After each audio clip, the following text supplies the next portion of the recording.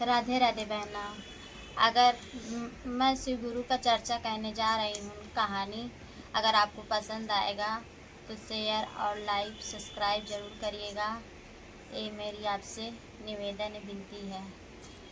एक बार नारद जी ने धरती पर आए थे तो उन्हें शाम हो गया, धरती पर रुक गए और रात में जो है बिस्तर स्नान मतलब आसन पे विश्राम किए अपना। और इसके बाद जो है सुबह हुआ तो अपना नहा धोकर फ्रेश हो गए। इसके बाद उन्होंने सोचा कि अब भगवान का हम क्या भोग लगाएं, कोई चीज़ तो मेरे पास है नहीं। तो उन्होंने देखा किसान के खेत में गेहूं का फसल तैयार था। तो उन्होंने जो है किसान के गेहूं 2 दाना लेकर श्रीमन नारायण का भोग लगा दिया। अब जब भोग लगा दिए तो श्रीमन नारायण जी प्रकट हो गए और बोले, नारद तुमने ये क्या किया? तो नारद जी बोले कि प्रभु मैंने तो केवल आपका भोग लगाया है, मेरे पास कुछ नहीं था। तो किसान के खेत से 2 दाना लेकर मैंने भोग आपको लगा दिया। तो उन्होंने कहा कि क्या किसान से तुम पूछे थे? तो नारद जी बोले, नहीं प्रभु हमने तो नहीं पूछा था। तो कहन कि बिना पूछे तुम किसी के खेत से अनाज लेकर हमको भोग कैसे लगा सकते हो? तुम्हें दंड जरूर मिलेगा। तो कहन कि प्रभु जो आपकी मर्जी मैं जरूर पूरा करूँगा। तो कहन ऐसा है, जिस किसान के खेत में तुम बलियाँ चुराए हो दाना, उस किसान के खेत में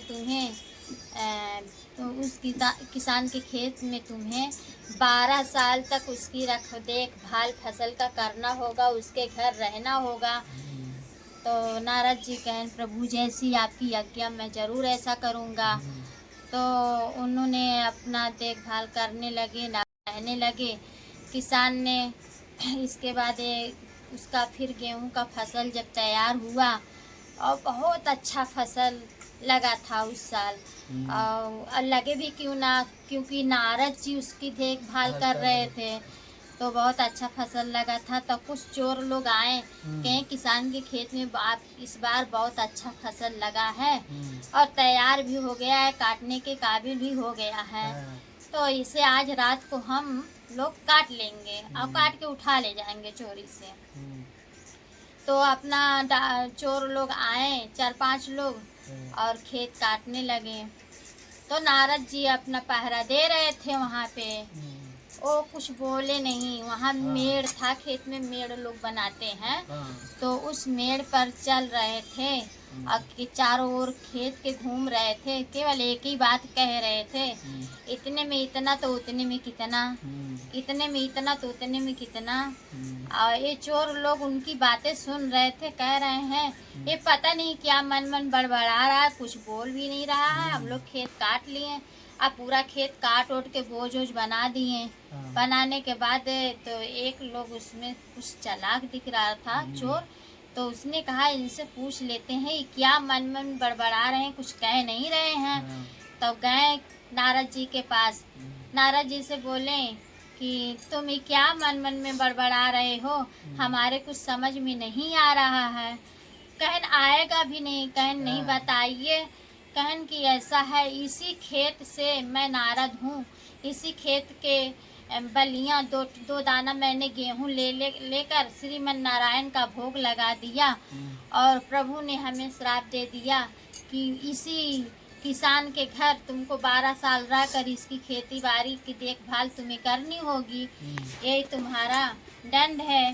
तो वही हम कह रहे हैं कि 2 दाना में 12 साल का हमको दंड मिला है और तुम लोग तो पूरा खेती सपचट कर दिए हो, सब उठा ले जा रहे हो।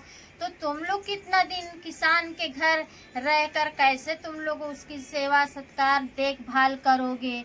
तो वही हम अपने मन में कह रहे हैं कि इतने में इतना तो उतने में कितना। तो चोर लोग जब सुने ये बात तो उनको बहुत डर लगा, उन्होंने सब अनाज छोड़ दिया और छोड़कर नारद जी को प्रणाम करके अपने अपने घर सब लोग चले गए। जैसे उन डाकुओं को, उन चोरों को ज्ञान हुआ कि हम पाप कर रहे हैं। हमें उम्मीद है बहना लोग आप भी सुन रही हैं, आप लोग में भी थोड़ा ज़रूर प्रभाव पड़ेगा, असर आएगा इस कहानी से। राधे राधे।